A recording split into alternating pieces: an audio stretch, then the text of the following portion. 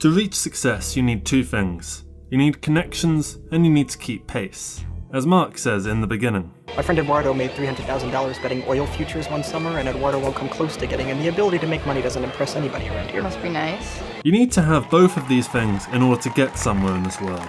But if only one or the other, you'll never be truly influential. With the right connections, you can be known throughout the world, and with a strong motivation to succeed, you may garner success. But what Mark wants, and what the whole of the social network is about getting success and reputation.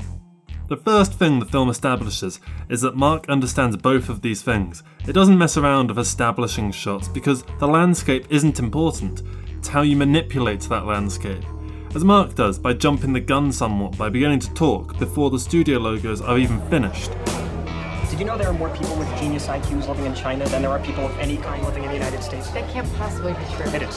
Which just goes to show how much Mark understands the need to keep pace. He talks about hours sometimes throughout the film as if they're years. If the servers are down for even a day, our entire reputation is irreversibly destroyed. All throughout the film, Mark is taking the landscape around him and making it his own. When he gets a bit drunk on Heineken and makes FaceSmash.com, he did it not because he wants to just get back at his ex-girlfriend, but because he wanted to manipulate the world to fit in with his own. All throughout the film, Mark understands the human psyche. Whilst he might not demonstrate it himself, he's always picking at the why of the actions around him. This is pathetic. For instance, when this guy comes up to him asking, "Do you happen to know if she has a boyfriend?" People don't walk around with a sign on them that says them.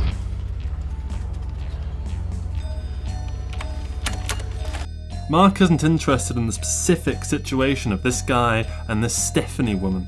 To reflect that, we as an audience aren't shown any resolution to this romance. Instead, Mark takes the psychology of what is going on in this scenario. It's supposed to be at 9. You slept yet? I have to add something. I want to date. How can I tell this person wants to date too? And he uses it to tap into the minds of everyone. This is what drives life in college. Are you having sex or aren't you? It's why people take certain classes and sit where they sit and do what they do when at some center, that's what the Facebook is going to be about. People are going to log on because after all the cake and watermelon, there's a chance they're actually going to get laid. And he does this so that he can push the nature of humanity onto his platform. Again, manipulating the world to fit in with his own.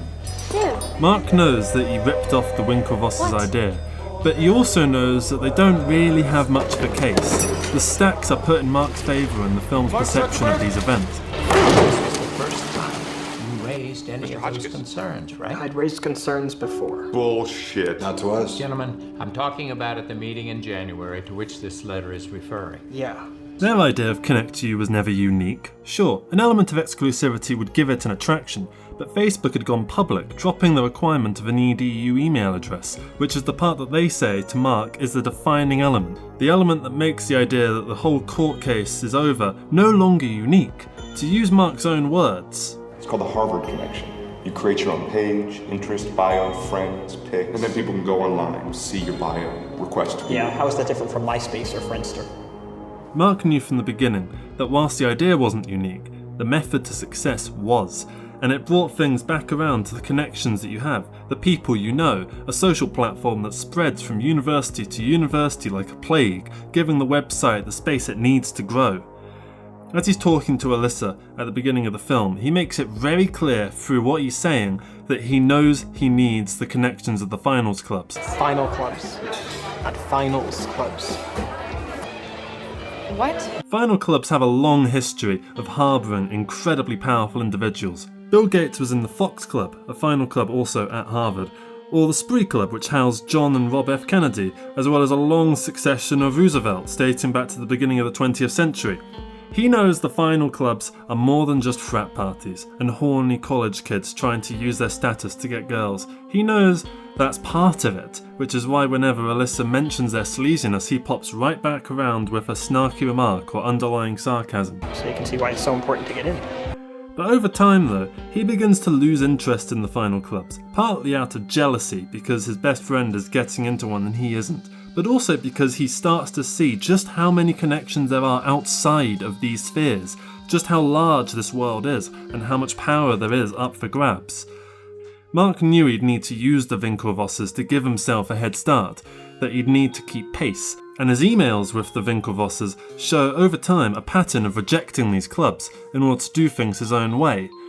He's manipulating the world to fit his own perception of the world, which is why he says, We're off the Man, wreck. I know you've done your homework and so you know that money isn't a big part of my life, but at the moment I could buy Mount Auburn Street, take the Phoenix Club, and turn it into my ping pong room. Mark doesn't change in behaviour or motivation throughout the film. He doesn't have a character arc. He has a realisation. He comes to understand just how large the world is and just how far away the top can be. Because despite all their money, their connections and their stature, the Winklevoss twins never made it. And were left scrabbling for a case just to get a slice of that Facebook pie that they thought they deserved. But nobody deserves anything.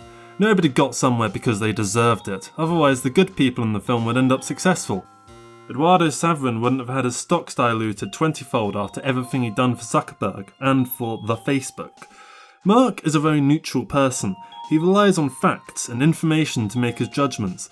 The times when he uses his gut instinct are the times when it comes back around to bite him square in the arse, like when he lashes out his anger of just being broken up with onto his blog. After that, decisions are based on simple criteria. What will this do for me? You can see this through the camera work throughout the film.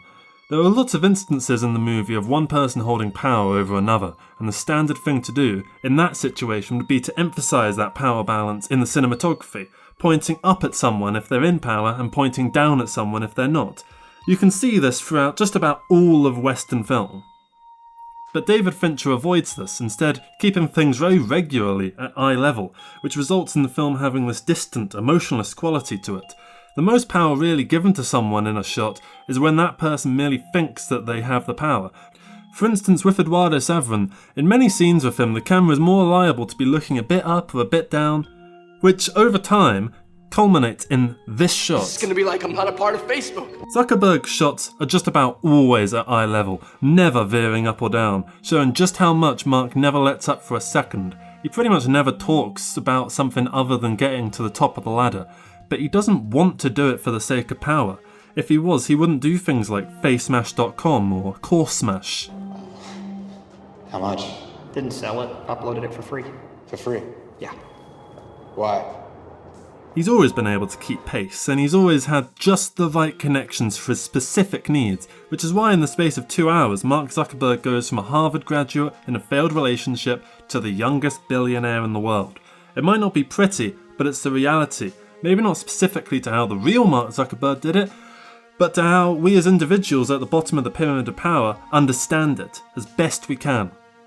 That portrayal of reality for what it really is, impersonal and unrelenting, is why it tops so many Film of the Year charts, why it won 3 Oscars, why it managed to appeal to both critics and audiences alike, and why in the space of 10 years it has risen to the title of a modern classic. Because we all know the state of reality. We don't like it, but we know it. And this film presents that reality to us through characters that are interesting, characters who feel truly real from their mannerisms to their actions. And after all this, after everything you do, everything you put in, you can still fall to the wayside. This is what it's like to be a big fish in a big pond.